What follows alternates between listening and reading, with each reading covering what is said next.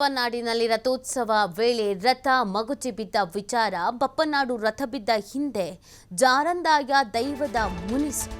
ರಥ ಮಗುಚಿ ಬಿದ್ದಕ್ಕೆ ಜಾರಂದಾಯ ದೈವದ ರೋಷಾವೇಶ. ಬಂಟ ದೈವದ ಮುನಿಸಿಗೆ ತುತ್ತಾಯ್ತ ದೇವಸ್ಥಾನದ ಆಡಳಿತ ಮಂಡಳಿ ಅನ್ನೋ ಪ್ರಶ್ನೆ. ಶ್ರೀ ಬಪ್ಪನಾಡು ದುರ್ಗಾ ಪರಮೇಶ್ವರಿ ದೇವಸ್ಥಾನದಲ್ಲಿ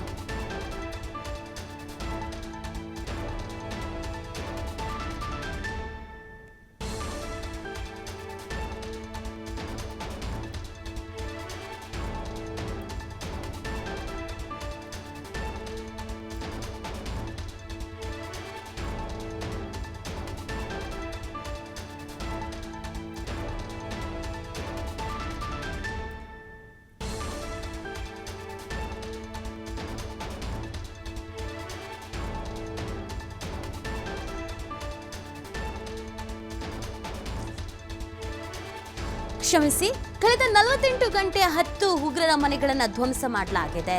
ಐಇಡಿ ಬಳಸಿ ಉಗ್ರರ ಮನೆಯನ್ನ ಧ್ವಂಸ ಮಾಡಿದಂತ ಸೇನೆ ಎಹ್ಸಾನ್ ಉಲ್ ಹಕ್, ಜಾಕಿರ್ ಅಹಮದ್ ಗನಿಗಾ ಸೇರಿದಂತೆ ಒಟ್ಟು 10 ಉಗ್ರರ ಮನೆಯನ್ನ ಮಟಾಶ್ ಮಾಡಲಾಗಿದೆ.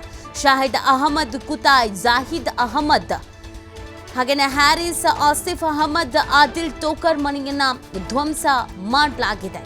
ಉಗ್ರ ಫಾರೂಕ್ ಅಹಮದ್, ಅದ್ನಾನ್ ಶಾಫಿ ಮನೆಯನ್ನ ಕೂಡ ಧ್ವಂಸ ಮಾಡಲಾಗಿದೆ. ಜಮೀಲ್ ಅಹಮದ್, ಶೀರ್ ಗೋಜ್ರಿ ಮನೆಗಳನ್ನು ಕೂಡ ಮಟಾಶ್ ಮಾಡಲಾಗಿದೆ. ಕಳೆದ 3 ದಿನಗಳಿಂದಲೂ ಕೂಡ ನಡೀತಾ ಇರುವಂತಹ ಕಾರ್ಯಾಚರಣೆ. ಈ ಕಾರ್ಯಾಚರಣೆಯಲ್ಲಿ 10 ಉಗ್ರರ ನಿವಾಸವನ್ನ ಮಟಾಶ್ ಮಾಡಲಾಗಿದೆ.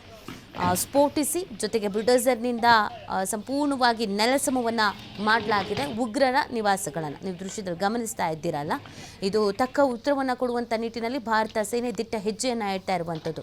ಯಾರ್ಯಾರು ಕಾಶ್ಮೀರದಲ್ಲಿ ಅಡಗಿ ಕೂತಿದ್ದಾರೋ ಉಗ್ರರು, ಅವರ ಅಡುಗುತಾಣಗಳು ಅಂತ ಏನು ಕರೀತಾ ಇದೆ, ಅವರ ಮನೆಗಳು, ಅವುಗಳನ್ನು ನೆಲಸಮ ಮಾಡಲಾಗಿದೆ. ಇದೀಗೆಲ್ಲ ಬೀಲ ಸೇರ್ಕೊಂಡಿದ್ದಾರೆ. ಸೊ ಅದನ್ನು ಬಿಡದೇನೆ ಅಟ್ಟಾಡಿಸಿ ಹೊಡೆಯುವಂಥ ಪ್ರಯತ್ನದಲ್ಲಿ ಭಾರತ ಸೇನೆ ಇದೆ.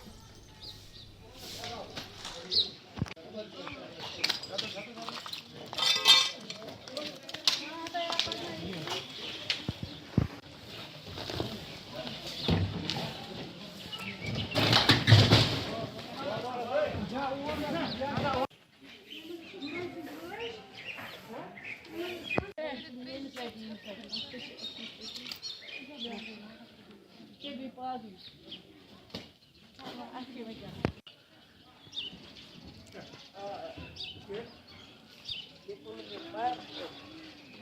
lepar,